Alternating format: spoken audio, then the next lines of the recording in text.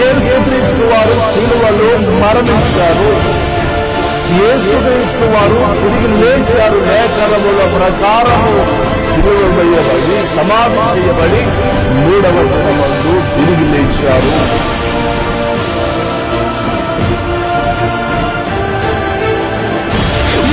జీవించబడడానికి, ఒక స్థితిలో ఉండడానికి, ఈ రోజు నువ్వు క్షమించబడడానికి, ఈ రోజు ఒక ఉన్నతమైన స్థితిలో ఉండడానికి కారకుడు సజీవుడైన క్రీస్తే.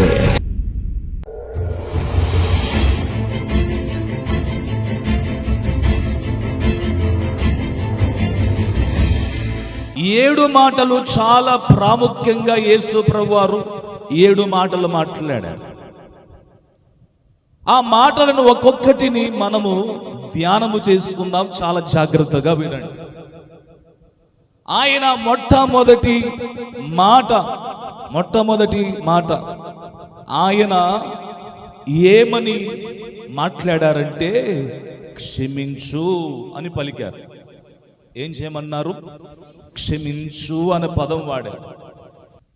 మనము వాక్యాన్ని చూస్తే లూకాసు వార్త 23వ అధ్యాయము 34వ వచనములో చూస్తే యేసు, తండ్రి వీరు ఏమి చేయుచున్నారో వీరు ఎరుగరు గనుక వీరిని క్షమించుమని చెప్పాను. చాలా గమనించాలి దేవుని పిల్లలారా, జాగ్రత్తగా గమనించండి. యేసు ప్రభువారు మండుటి ఎండలో బాధపడుచున్న యేసు ప్రభువారు ఆ తలకు ముళ్ళ కిరీటముతో చేతులకు మేకులతో పాదాలకు మేకులతో 39 కొరడా దెబ్బలతో చీల్చబడిన శరీరముతో మండుటి ఎండలో కూడా తనను హింసించిన వారిని, తలకు ముళ్ళ కిరీటం పెట్టిన వారిని, చేతులకు మేకులు కొట్టిన వారిని, 39 కొరడా దెబ్బలు కొట్టు వారిని, ముఖాన ఉమ్మి వేసిన వారిని, పిడికెలు బిగించి గుద్దిన వారిని, హేళన చేసిన వారిని, భయంకరంగా అపహాస్యము చేసిన వారిని సైతం అంటున్నారు, తండ్రి వీరు ఏమి చేయుచున్నారో వీరు ఎరుగరు. ఎంత క్షమాపణ! క్షమించు అని అంటున్నారు, క్షమించు అని అంటున్నారు. ఒక మాటలో చెప్పాలంటే యేసు ప్రభువారు మనలను క్షమించకపోతే ఈరోజు మన జీవితాలు ఇలాగుండేవి కావు. తనను నిందించిన వారిని సైతం, తన అక్కడ వేధిస్తున్న సైన్యమంతటిని అక్కడ ఎవరైతే హింసించారో యేసు ప్రభువారు అంటున్నారు, తండ్రి వీరు ఏమి చేయుచున్నారో వీరు ఎరుగరు, క్షమించు అని చెప్పి ఆయన మొట్టమొదటి మాట సిలువలో మాట్లాడుచున్నారు.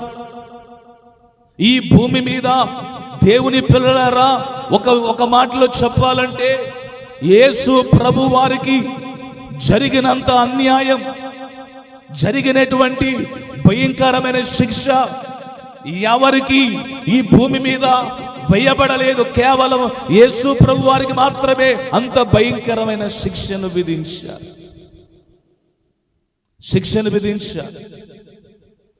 ఎన్ని చేసినా, ఎంత భయంకరంగా బాధ పెట్టినా ఏం చేశారంటే వారిని చూస్తూ క్షమించమని చెప్పినటువంటి వ్యక్తి ప్రభు అయినటువంటి యేసుక్రీస్తు వారు. సాధారణంగా మనము ఎవరితోనైనా గొడవ పెడితే, మనకు ఎవరైనా ద్రోహం చేస్తే, మనకు ఏదైనా చేస్తే మనము ఇతరులను క్షమించలేనటువంటి మనస్సు మనది. క్షమించగలుగుతామా మనము? మనం ఎవరినైనా క్షమించగలుగుతామా? మనకు ద్రోహము చేసిన వారిని, మన చావును కోరుకున్న వారిని, మన జీవితాన్ని పతనము చేసిన వారిని, ఆనందంగా ఉన్న జీవితాన్ని నాశనము చేసిన వారిని, బాగా బ్రతుకుచున్న భార్య భర్తలు బాగా బ్రతుకుచున్నప్పుడు ఆ ఇంట్లో లేనివి చెప్పి నాశనము చేసిన వారిని, లేనిపోని నిందలు మోపి కుటుంబాలను ఆగము చేసిన వారిని ఎవరైనా క్షమిస్తారా? మనకు ఆ మనసుందా? మనము అలాగ క్షమించగలుగుతామా? మనం అలా క్షమించగలుగుతామా? చాలా సందర్భాల్లో దేవుని పిల్లలారా, మీ అందరికీ చెప్పే మాట ఏమిటంటే, మనము ఎలాంటి పరిస్థితుల్లో ఉన్నామంటే కంటికి కన్ను పంటికి పన్ను అన్నట్లుగా. నువ్వు నా మీద ఇది చేశావు కాబట్టి నేను నీ మీద ఇది చేస్తాను, నువ్వు నా మీద ఇది చేశావు కాబట్టి నేను నీ మీద ఇది చేస్తాను. గమనించే మాట ఏమిటంటే, దేవుని పిల్లలారా, క్షమించుట అనబడేటువంటిది చాలా గొప్ప పదం. ఎంత ద్రోహము చేసినా యేసు ప్రభు వారు ఏం చేశారంటే క్షమించారు. కొన్ని సందర్భాల్లో ఆత్మీయ బిడ్డలు ఉంటారు, ఏదైనా చేస్తే అయ్యా క్షమించండి అయ్యా అని అంటారు, క్షమించండి అని అంటారు. ఆ మాట మాట్లాడినప్పుడు ఎంత వారు బాధ పెట్టినా ఆ క్షమించు అనబడే మాట ఏం చేస్తుంది చెప్పండి? ప్రేమను పుట్టిస్తుంది. కొంతమంది వెంటనే అయ్యా క్షమించండి అయ్యా, తప్పయిందయ్యా అని అంటారు. కారణం ఏంటి? వారు క్షమించమని అడిగి వారు నెమ్మది పొందుకుంటున్నారు. క్షమించమని అడిగి. దేవుని పిల్లలారా, ఆయన చూడడానికి ఆయన సిలువలో ఏ నేరము చేయని వ్యక్తిగా ఆయన మీద నేరాలు మోపి నిందలు మోపి ఆ యేసు ప్రభువారిని సిలువ వేసినప్పటికీ ఆయన సిలువలో మాట్లాడే మాట ఏమిటంటే, తండ్రి వీరు ఏమి చేయుచున్నారు, వీరు ఎరుగరు, క్షమించమని యేసు ప్రభువారు చెబుతారు. అలాగే రెండవ మాటగా యేసు ప్రభువారు ఏమంటారంటే, పరదేశులో ఉందువు అని అంటాడు. రెండవ మాట, పరదేశులో ఉందువు. ఇద్దరు దొంగలను ఏం చేశారంటే ఆయన మధ్యలో వ్రేలాడదీశారు. ఇద్దరు దొంగలను సిలువేశారు. వాళ్ళిద్దరి మధ్యలో యేసు ప్రభువారిని వేశారు. అంటే అటువైపు దొంగ ఇటువైపు దొంగ ఉన్నారు. మరి యేసు ప్రభువారిని కూడా వాళ్ళ మధ్యలో ఉన్నారంటే ఆయనను కూడా ఏమనుకుంటారు? జనాలంతా దొంగని అనుకుంటారు. అంటే వాళ్ళ మధ్యలోకి యేసు ప్రభువారిని తీసుకుని వెళ్ళిపోయారు. ఇప్పుడు ఒక చోట కూర్చొని తాగుతూ ఉంటారు, 10 మంది కూర్చొని తాగుతూ ఉంటారు. అక్కడ ఒకడు కనపడ్డారనుకోండి, ఏమంటారు? నువ్వు కూడా తాగావని అంటారు, నువ్వు కూడా తాగావు. లేకపోతే దొంగతనం చేసే చోట ఒక వ్యక్తి ఉన్నాడు అనుకోండి, ఏమంటారు? నువ్వు కూడా దొంగతనం చేసావని అంటారు. అయితే ప్రభునందు దేవుని పిల్లలారా, యేసు ప్రభుని ఎక్కడ ఆయనను బంధించారు అని అంటే చూద్దాం. వచనం లూకా సువార్త 23:39 వచనం. వ్రేలాడబయబడిన ఆ నేరస్తులలో ఒకడు ఆయనను దూషించుచు, నీవు క్రీస్తువు కదా, నిన్ను నీవు రక్షించుకొనమని చెప్పి మమ్మలను కూడా రక్షించమని చెప్పి, అయితే రెండవ వాడు వారిని గద్దించి, నీవు అదే శిక్షా విధిలో ఉన్నావు గనుక దేవునికి భయపడవా? మనకైతే ఇది న్యాయమే, మనము చేసిన తప్పుకు మనము తగిన ఫలము పొందుచున్నాము, కానీ ఈయన ఏ నేరము ఏ తప్పిదము చెయ్యలేదు చెప్పి ఆయనను చూచి, యేసు నీవు నీ రాజ్యములోనికి వెళ్ళినప్పుడు నన్ను జ్ఞాపకం చేసుకోమని చెప్పగా, అందుకే యేసు వానితో, నేడే నువ్వు నాతో కూడా పరదేశంలో ఉందువు అని అన్నాడు. చాలు. ఒక్కొక్కరు మాట చదవండి. మళ్ళీ తర్వాత చదవకండి, గమనించాలి. దేవుని పిల్లలారా, పరదేశులో ఉందము అంటే యేసు ప్రభువారిని ఎక్కడికి తీసుకొని వచ్చారు అని అంటే బందిపోటు దొంగల మధ్య యేసు ప్రభువారిని సిలువేశారు. భయంకరమైనటువంటి సిలువను వేశారు. దేవుని పిల్లలారా, ఇక్కడ సంభాషణ జరుగుతుంది. ఏంటి సంభాషణ అంటే? ఏం జరుగుతుందంటే, ఒకవైపునున్న ఎడమ వైపునున్న దొంగ అంటాడు, ఏమనంటాడంటే, నువ్వు క్రీస్తువు కదా, నువ్వు దేవునివి కదా, మరి నిన్ను నీవు రక్షించుకొని మమ్మలను రక్షించుమని అన్నాడు. దూషిస్తూ, నువ్వు క్రీస్తువు కదా, నువ్వు క్రీస్తువు కదా అని అన్నాడు. క్రీస్తువు కదా అని చెప్పి దూషిస్తూ ఉంటే రెండోవాడు అంటాడు, అరే నువ్వు నోరు మూసుకో, ఆయన ఏ తప్పిదము చెయ్యలేదు, మనము పొందిన వాటికి తగిన ఫలము పొందుచున్నాం. అంటే యేసు ప్రభు వారి విషయంలో అక్కడ అందరూ కూడా ఆయనను సిలువేసి ఆయన తప్పు చేశాడని భావించారు. కానీ కుడివైపునున్న ఈ దొంగ అంటున్నాడు, ఈయన ఏ తప్పిదము చెయ్యలేదు అని చెప్పి ఆయనను, ప్రేమను, ఆయన దైవత్వాన్ని, ఆయన రాజ్యాన్ని కనుగొన్నాడు. ఆయన రాజ్యాన్ని కనుగొని అంటున్నాడు, అయ్యి మనము చేసిన వాటికి తగిన ఫలం పొందుచున్నాము కానీ ఆయన ఏ తప్పిదము చెయ్యలేదు, ఆయన ఏ తప్పిదము చేయలేదు అని చెప్పి గద్దించి అంటాడు, యేసు నీ రాజ్యములోకి వెళ్ళినప్పుడు నన్ను జ్ఞాపకము చేసుకో. గమనించే మాట ఏమిటంటే, ఈ దొంగ ఏమంటున్నాడు అని అంటే, ఈ దొంగ గుర్తించగలిగాడు యేసు ప్రభువారు. ఈయనకు రాజ్యం ఉంది. ఏముంది చెప్పండి, గట్టిగా చెప్పాలి. ఈయనకు రాజ్యం ఉంది, ఆ రాజ్యానికి రాజు ఈయనే అని, ఆ రాజ్యానికి ఈయనే రాజు అని, ఈయనే గొప్పవాడని. దేవుని పిల్లలారా, మీ అందరికీ చెప్పే మాట ఏమిటంటే యేసు ప్రభు వారు ఎంతటి గొప్పవారు అనంటే, ఆ గొప్పతనాన్ని ఏం చేశాడు అనంటే తెలుసుకున్నాడు. ఈయన ఈ భూ సంబంధమైన వ్యక్తి కాదు, ఈయనకు రాజ్యం ఉంది, ఈయనకు ఒక రాజ్యం ఉంది. ఆ రాజ్యానికి, చెప్పాలి గట్టిగా, ఆ రాజ్యానికి రాజు ఈయనే అని చెప్పి సింపుల్గా ఒక మాట మాట్లాడతాడు. యేసు నీ రాజ్యములోకి వెళ్ళినప్పుడు నన్ను జ్ఞాపకం చేసుకొని అంటాడు. ఆయన మాట్లాడిన రెండవ మాట ఏంటంటే, నువ్వు నేడు నాతో కూడా పరదేశంలో ఉంటావు, నువ్వు నాతో కూడా పరదేశంలో ఉంటావని అన్నారు. అంటే ఈ మాట సామాన్యమైనది కాదు. ఆయన చావు బ్రతుకుల్లో ఉన్నారు, ఆయన భయంకరమైన బాధ కలిగి ఉన్నారు, భయంకరమైన రోదన కలిగి ఉన్నారు. కానీ అలాంటి సమయంలో కూడా నాకు ఇప్పుడు బాలేదు, నేను చనిపోయే పరిస్థితుల్లో ఉన్నాను, నీకు రాజ్యం ఇవ్వలేను అని చెప్పి ఆ మాట యేసు ప్రభువు వారు ఏం చేయలేదు, మాట్లాడలేదు. మాట్లాడకుండా ప్రాముఖ్యమైన మాట, తనను నమ్మినటువంటి వ్యక్తికి, తనను రాజ్యము కావాలని కోరుకున్న వ్యక్తికి పరదేశును అనుగ్రహించిన రాజు యేసు ప్రభువారు. పరదేశును అనుగ్రహించినటువంటి రాజు ఆయన. ఒక వీరుడు, ఆయన ఒక సూర్యుడు.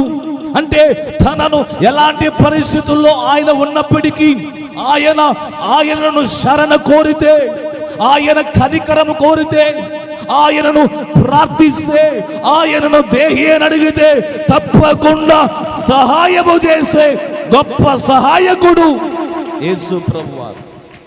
గొప్ప సహాయకుడు ఆయన, చాలా సహాయకుడు. అలాంటి స్థితిలో కూడా సహాయాన్ని చేసే బలమైనటువంటి దేవుడు. ఎంత కరుణ ఆ సిలువలో, ఎంత కరుణ ఆ సిలువలో వేలాడుచున్న ఆయన ఎంత కరుణ చూపించారు. తనను హింసించుచున్న వారిని సైతము క్షమించమని కోరిన వారు, తనను దేవుని రాజ్యము కావాలంటే ఆయన రాజ్యము కావాలంటే రాజ్యము సైతము కూడా నువ్వు నాతో కూడా ఉంటావని సెలవిచ్చినటువంటి గొప్ప దేవుడు యేసు ప్రభువారు. నిజంగా ఇలాంటి దేవుడు, ఇలాంటి ప్రేమ కలిగిన వారు, ఇలాంటి శక్తి కలిగిన వారు, ఇలాంటి గంభీరమైన వారు, ఇలాంటి దయాదాక్షిణ్యములు కలిగిన వారు ప్రపంచంలో ఎవరు కనపడరు. కానీ ఆయన ఆ సిలువలో మనకు కనిపిస్తున్నారు. ఆయన సిలువలో కనిపిస్తున్నారు. మన పాపముల నిమిత్తమై వేలాడుచున్న ఆయన అంత ప్రేమ చూపిస్తున్నాడు. చివరి గడియల్లో కూడా, కొన ఊపిరితో ఉన్నప్పుడు కూడా దొంగ సహాయాన్ని కోరితే కరుణించినటువంటి ఆయన, అంత ప్రేమ చూపించినటువంటి ఆయన. దేవుని పిల్లలారా, ఈరోజు ఈ యొక్క గుడ్ ఫ్రైడే కార్యక్రమంలో ఉన్న వారులారా, యేసు ప్రభువు అనబడేటువంటి ఈయన ఈరోజు ఈ 40 దినాలు మనం చక్కగా సిలువ ధ్యానాల్లో మనం ఉన్నాం. ఈ సిలువ ధ్యానాల్లో ఉన్న మనమే ఈరోజు ఈ యొక్క శుభ శుక్రవార కార్యక్రమంలోనికి మనం వచ్చి వేసాం. కానీ ఈరోజు మనము చేయవలసిన పని ఏంటంటే, ఈరోజు నీకు సహాయము అందించడానికి, చివరి గడియల్లో కూడా ఆయన నిన్ను కరుణించడానికి, నువ్వు కోరుకున్న వాటిని ఇవ్వడానికి ఆయన సిద్ధంగా ఉన్నారు. ఆయన కృప చూపించేటువంటి దేవుడై ఉన్నారు. ఆయన దయాదాక్షిణ్యములు గల దేవుడై ఉన్నారు.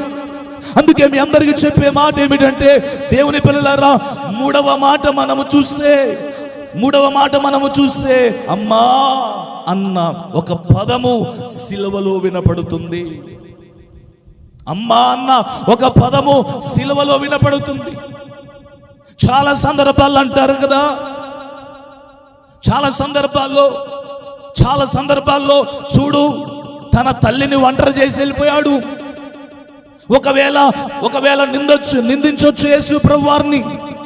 ఏమనంటే, ఆయన కన్యక గర్భంలో పుట్టాడు కదా, కన్యక గర్భాన్ని కోరుకొని వచ్చాడు కదా, ఆ గర్భాన్ని వాడుకొని వదిలేసి వెళ్ళిపోయాడు.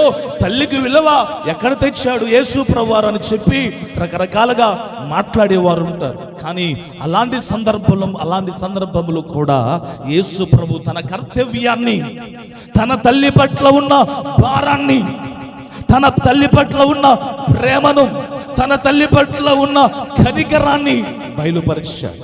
అయితే దేవుని పిల్లలారా, యోహాను సువార్త 19వ అధ్యాయము 26వ వచనములో చూస్తే, యేసు తన తల్లియు తాను ప్రేమించిన శిష్యుడును పక్కన నిలిచుండుట చూచి, అమ్మా ఇదిగో నీ కుమారుడు. గమనించే మాట ఏమిటంటే, ఈ వాక్య గ్రంథంలో చూస్తే, అమ్మా ఇదిగో నీ కుమారుడు. అతని తల్లితో ఏం చెప్పాడు? యేసు ప్రభువు వారు చెప్పారు, తను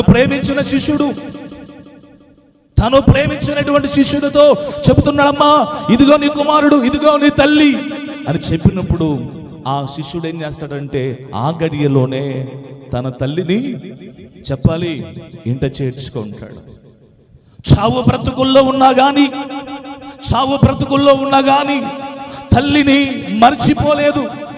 సిలువ చెంతకు వస్తే తన శిష్యుడైనటువంటి యోహాను, అలాగే తన తల్లి వస్తే, ఆ సమయంలో కూడా ఆయన మూడవ మాట మాట్లాడిన మాట ఏంటంటే, అమ్మా ఇదిగో నీ కుమారుడు అని అన్నాడు. కర్తవ్యాన్ని నెరవేర్చారు.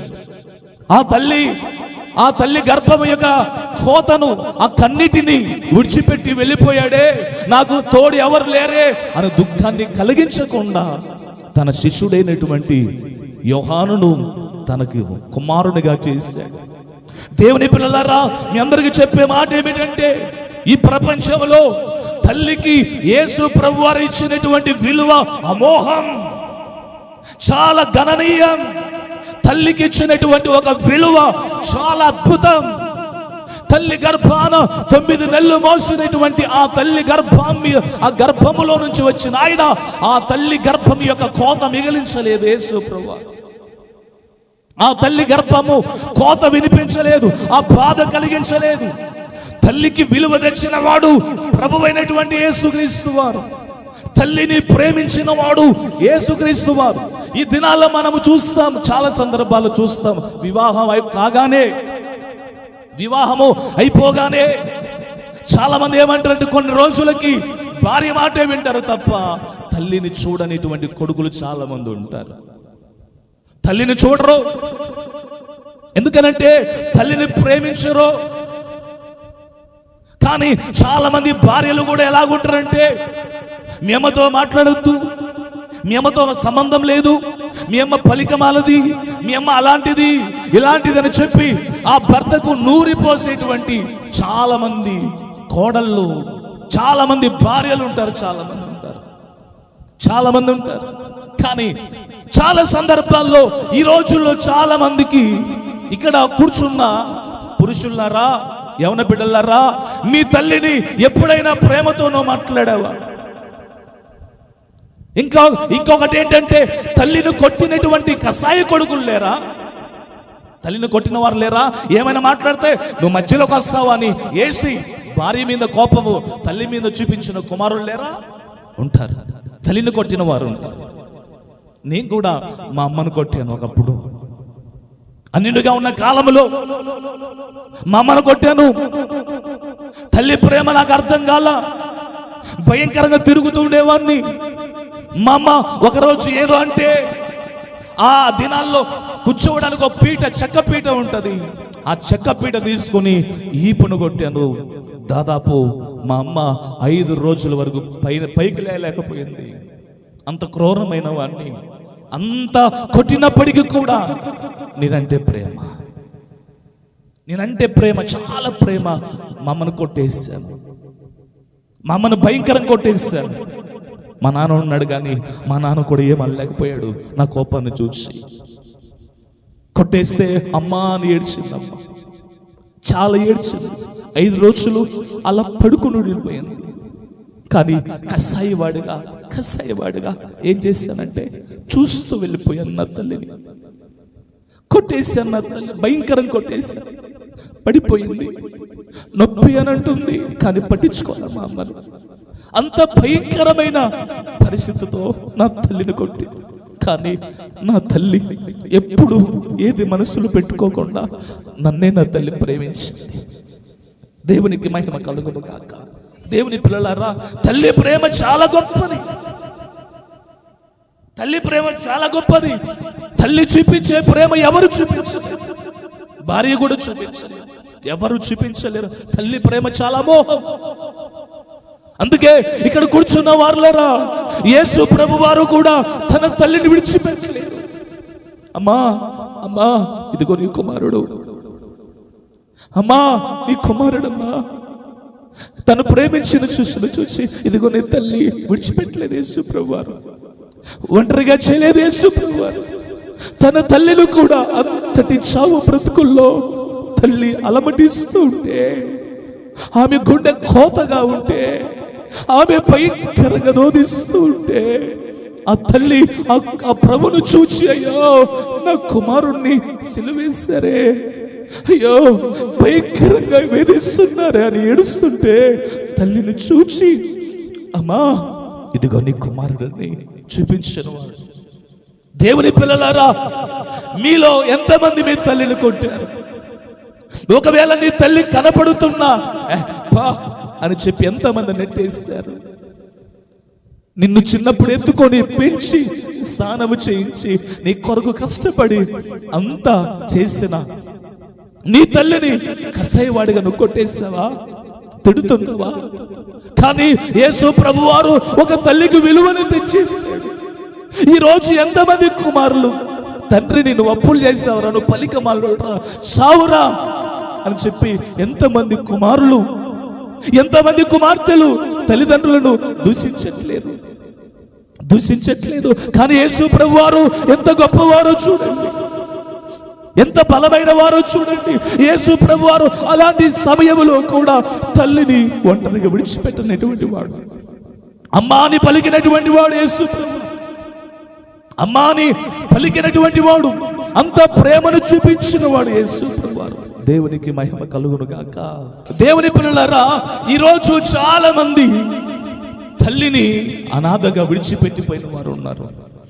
ఇంకా ఒకవేళ ఇక్కడ కూర్చున్న యవన కుమారులారా, కుమార్తెలారా, వివాహమైన వారులారా, ఒకవేళ నీ తల్లి నువ్వు ప్రేమించట్లేదు. అందుకే యేసు ప్రభువారు అన్నారు, యేసు ప్రభువారు అమ్మా ఇదిగో నీ కుమారుడు అని అన్నారు. అయితే 4వ మాట మీకు తెలియజేసే మాట ఏమిటంటే, 4వ మాట, నా దేవా నా దేవా నన్నేలా చేయి విడిచితివి, ఏలి ఏలి లామా సబక్తా అని 4వ మాట పలికారు. ఒకసారి చదువుకుందాము.